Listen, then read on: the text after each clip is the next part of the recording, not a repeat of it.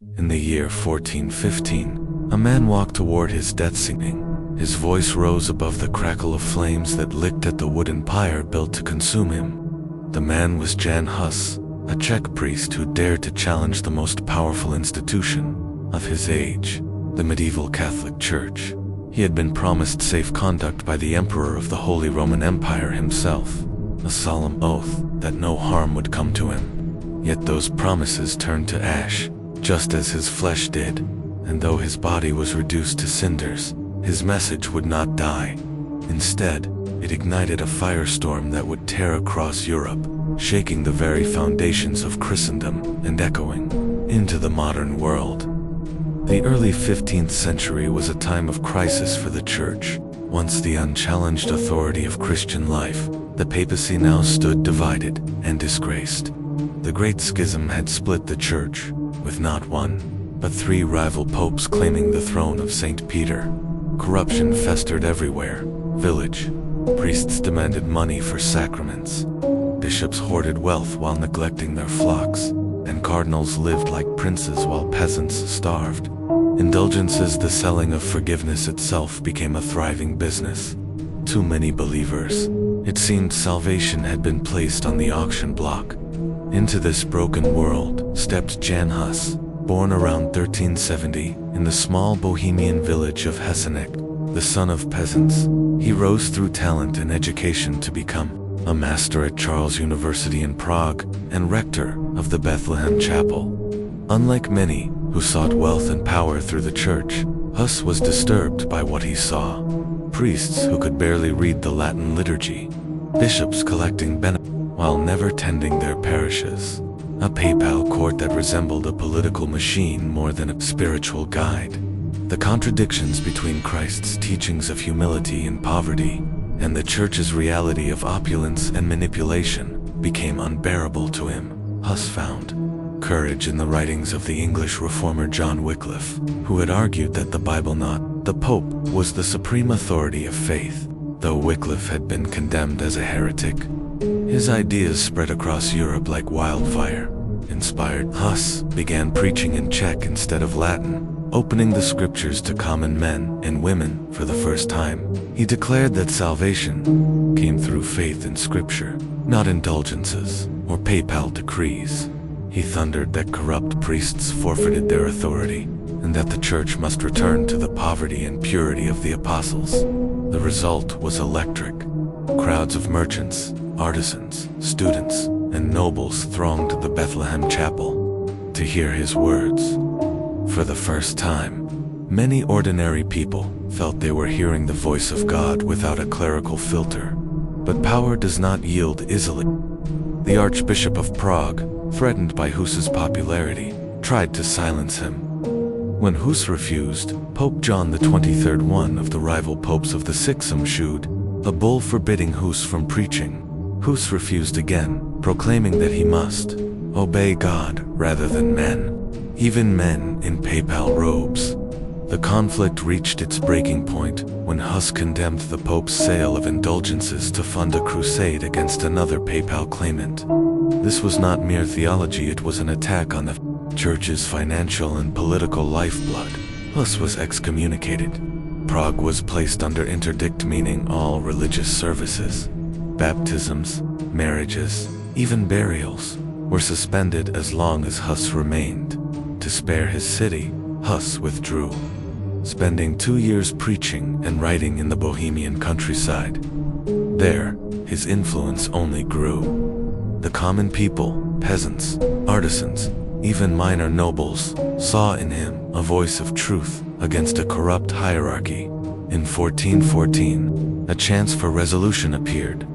The Council of Constance was convened to end the papal schism and reform the Church. The Holy Roman Emperor Sigismund, eager to stabilize his empire, personally invited Hus to attend, granting him a document of safe conduct, a promise of protection. But when Hus arrived, he discovered the true face of power. He was not welcomed as a theologian to debate his views. He was seized, imprisoned, and chained. Sigismund's promise of protection was cast aside. For months, Hus was interrogated and pressured to recant. He refused. He would not deny that the Bible stood above papal authority. He would not call indulgences holy. He would not betray the truth he believed God had given him.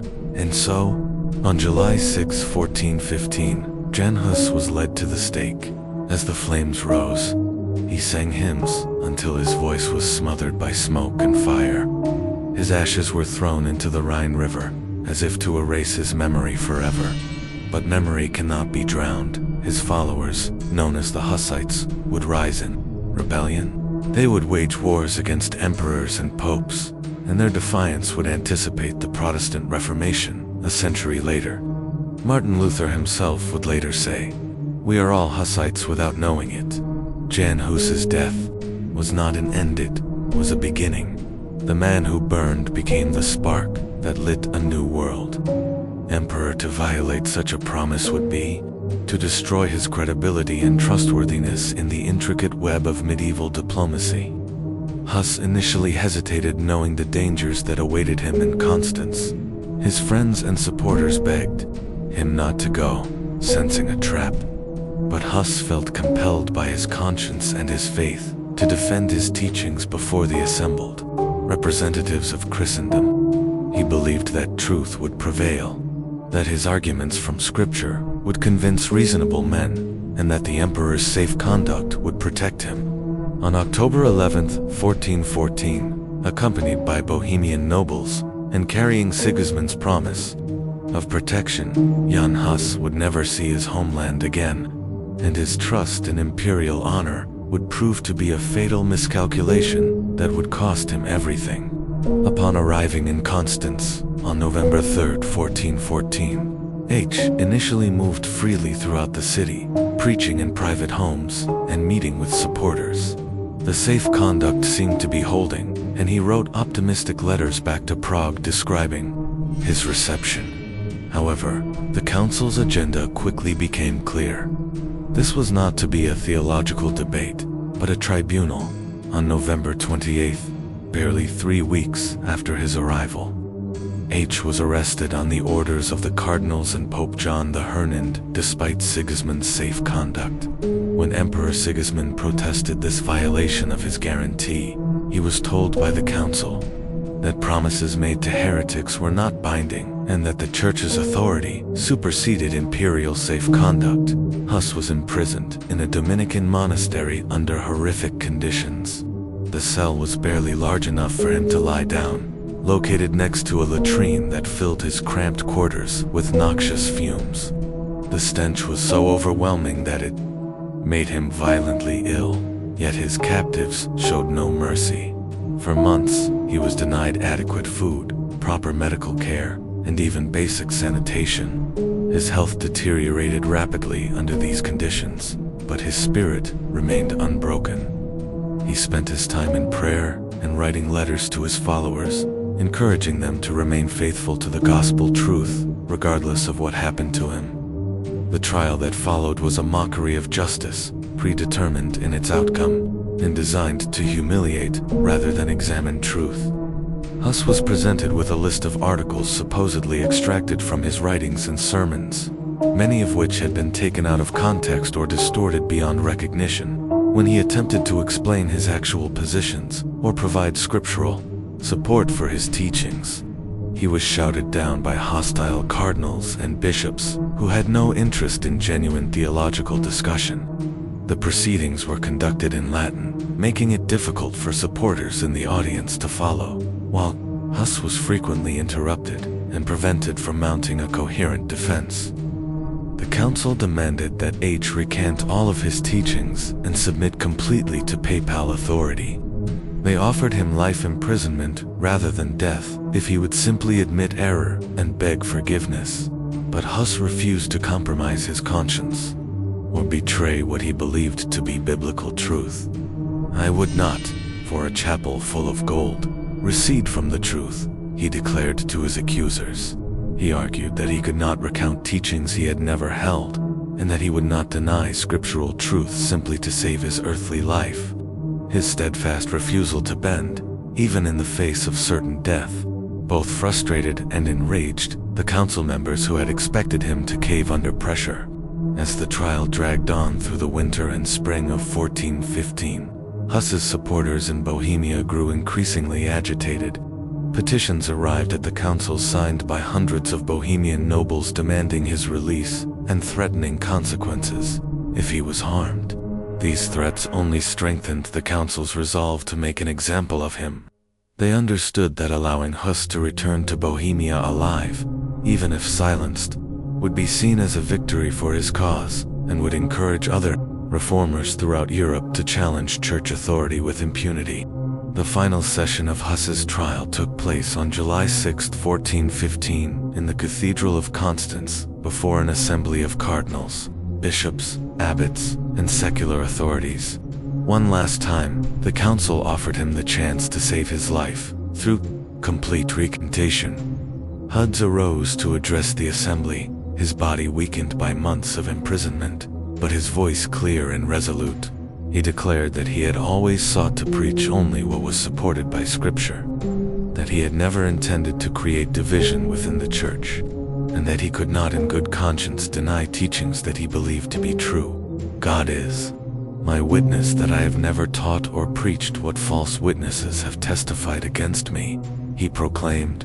When it became clear that H would not recant, the council pronounced him a heretic and handed him over to the secular authorities for execution. As was customary, they performed a ritual degradation, stripping him of his priestly vestments, piece by piece.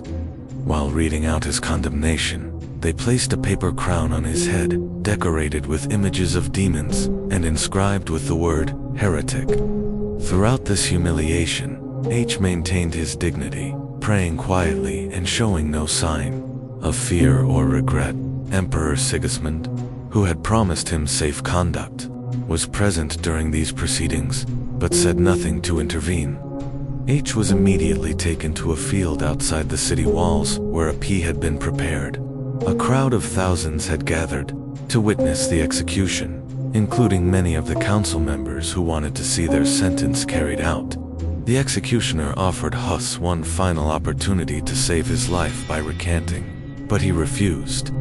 "Today you burn a goose," he said, referring to his name, which meant goose in Czech.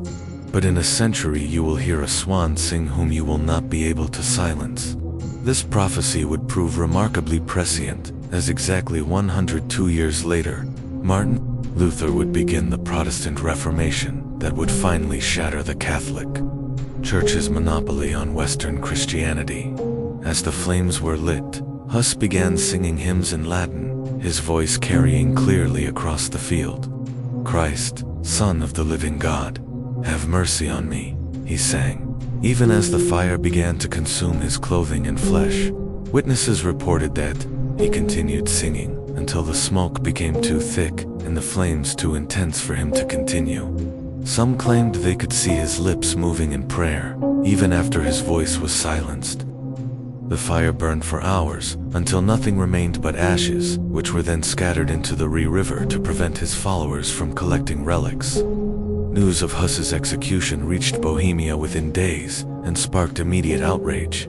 The nobility felt betrayed by Sigismund's failure to honor his safe conduct, while common people saw H as a martyr who had died for preaching the simple truth of the gospel. Protests erupted throughout Bohemia, and many churches began conducting services according to Huss's reforms rather than papal requirements. When the council attempted to fill Huss's position at the Bethlehem Chapel with a Catholic loyalist, the congregation rioted and drove the replacement away. The anger in Bohemia soon transformed into open rebellion against both church and imperial authority. The Hussite Wars, which would rage for the next 2 decades, saw Czech forces repeatedly defeat crusading armies sent by the Pope and Emperor. These wars were among the first in European history to be fought primarily over religious principles rather than territorial or dynastic claims. The Hussites developed innovative military tactics, including the use of war wagons and early firearms, that would influence European warfare for generations. Their success proved that papal authority could be successfully challenged by force of arms, encouraging other reform movements throughout Europe. The execution of Jan Hus became a rallying cry not just for Czech nationalism but for religious reform throughout Europe. His writings, smuggled out of prison and distributed widely, inspired reformers from England to Hungary. The printing press, invented shortly after his death, allowed his ideas to spread faster and farther than ever before. When Martin Luther began posting his challenges to Catholic authority in 1517, he explicitly acknowledged his debt to Hus and other early reformers who had paid for their courage with their lives. The betrayal of Hus's safe conduct had profound implications for medieval concepts of honor and political reliability. Emperor Sigismund's failure to protect Hus damaged his credibility throughout the Holy Roman Empire and contributed to the political fragmentation that would plague Central Europe for centuries. The principle that promises to heretics were not binding undermined the entire system of diplomatic immunity and safe conduct that had made medieval negotiations possible. Future reformers would never again trust in imperial or papal guarantees, knowing that religious authorities had proven willing to break their most solemn oaths when it served their purposes. The Catholic Church's treatment of Hus also established a pattern of dealing with reform movements through violence rather than theological engagement that would characterize its response to challenges for the next century, rather than addressing the legitimate criticisms that Hus and others raised about corruption and abuse. Church authorities chose to silence critics through intimidation, imprisonment, and execution. This approach only served to convince more people that the Church had abandoned its spiritual mission in favor of protecting its temporal power and wealth. Modern historians recognize Jan Hus as one of the most significant figures in the transition from medieval to early modern Europe. His emphasis on biblical authority over papal decree, his insistence on preaching in the vernacular language rather than Latin, and his criticism of clerical corruption all prefigured the major themes of the Protestant Reformation. His willingness to die rather than compromise his convictions inspired countless others to stand up against religious tyranny and corruption. The University of Oxford historian Diarmaid MacCulloch has called Hus the first Protestant martyr, while Czech historians regard him as both a religious reformer and a national hero who defended Czech identity against German imperial domination. The story of Jan Hus reveals the deadly consequences that await those who challenge entrenched power with nothing but truth as their weapon. His trust in imperial promises and his faith in rational theological discourse proved naive in the face of institutions willing to use any means necessary to preserve their authority. Yet, his death accomplished what his life could not. It exposed the moral bankruptcy of his opponents and inspired a revolution that would ultimately achieve many of the reforms he had advocated. In our own time, when religious and political authorities still claim divine sanction for their actions, Hus' example reminds us that individual conscience sometimes demands resistance to corrupt authority, regardless of the personal cost. The flames that consumed Jan Hus in 1415 lit a fire that the Catholic Church could never fully extinguish. His execution transformed him from a troublesome priest into a martyr whose memory would inspire generations of reformers. The promise of safe conduct that was broken with him became a symbol of how power corrupts even the most sacred obligations. As we reflect on his story, 6 centuries later, we must ask ourselves, what promises are being broken in our own time, and what truths are we called to defend regardless of the consequences?